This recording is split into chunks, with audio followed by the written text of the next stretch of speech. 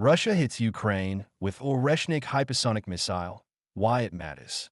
The Oreshnik missile struck close to Ukraine's border with Poland, a NATO member.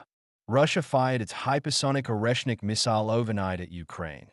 Moscow confirmed on Friday, striking a city barely miles away from the Ukrainian border with Poland, at a time when efforts to forge a peace deal are sputtering.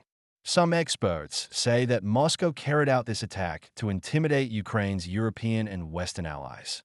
Here is a closer look at what happened, why the use of the Oreshnik is significant, and why all of this matters. What happened? The Russian military carried out the attack amid broader strikes on Ukrainian energy infrastructure and drone manufacturing sites in and around Kiev. It added that the assault was carried out in response to an alleged Ukrainian drone strike on Russian President Vladimir Putin's residence in Novgorod in December 2025. Kiev has denied that Ukraine attacked Putin's residence. United States President Donald Trump has also rejected the claim that such an attack took place. According to Ukraine, the latest strikes killed 4 people and injured at least 22 in Kiev. Russia also hit critical infrastructure in Lviv with an unidentified ballistic missile traveling at about 13,000 km per hour, more than 8,000 miles per hour, according to Mayor Andriy Syrsky in Ukraine's Air Force, which said the exact type of missile was still being determined. Where in Ukraine was the Oreshnik attack? According to Russia, the strike in Lviv was from the Oreshnik. The western Ukrainian city of Lviv is about 550 kilometers, 340 miles away from the capital, Kiev. Lviv is near the border with Poland, roughly 70 kilometers, 45 miles away. What is the Oreshnik? The Oreshnik is an intermediate-range ballistic missile. The word means hazel tree in Russian.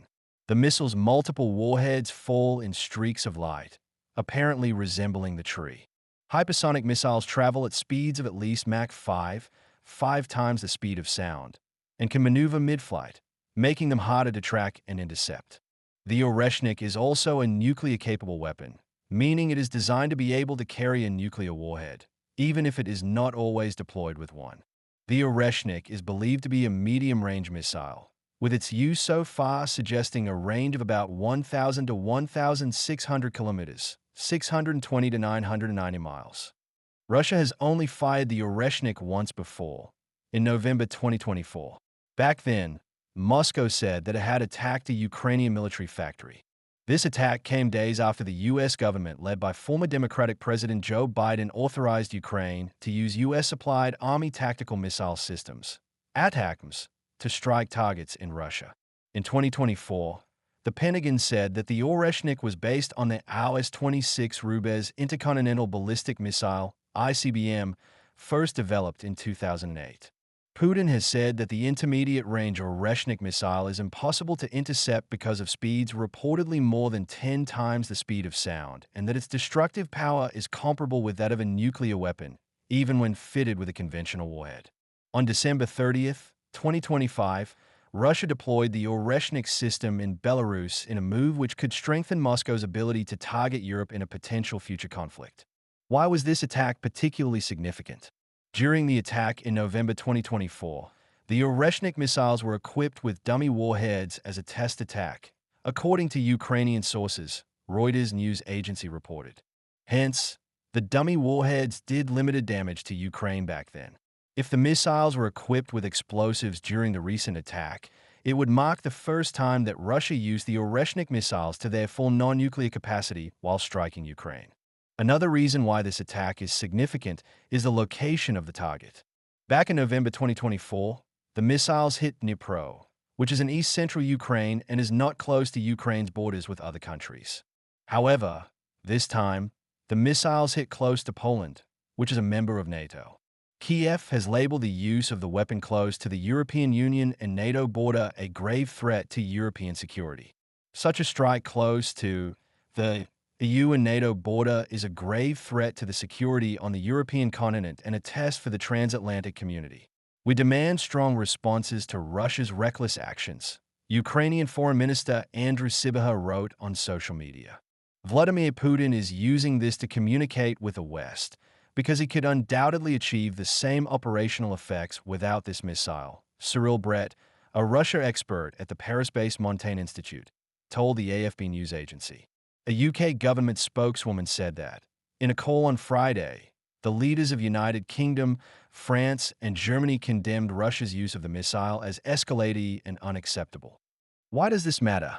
The latest Russian attack comes as peace talks aimed at ending the war in Ukraine continue to stall. In February, the war will enter its fifth year. The latest attack risks undermining those ceasefire negotiations at a time when the two sides remain far apart on core issues such as territory.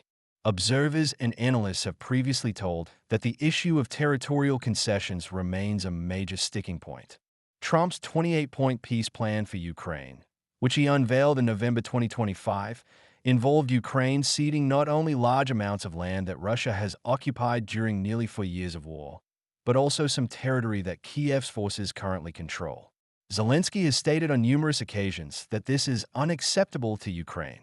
Most analysts are skeptical that any progress has been made on this point and said the latest intensification in fighting will not, by itself, add to the already significant complications in talks. I don't think there's anything to derail at this point, Marina Moran, an analyst at King's College London, told in December 2025. The peace process is not going well due to disagreements on key issues between Ukraine and Russia, she said.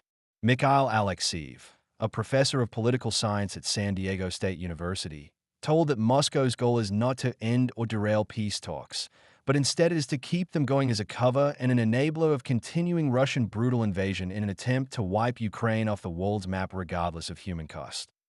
Russia started the war, and Putin can end it in 5 minutes if he wanted to do so. All he needs to do is to agree to U.S. President Donald Trump's unconditional ceasefire proposals made early this year.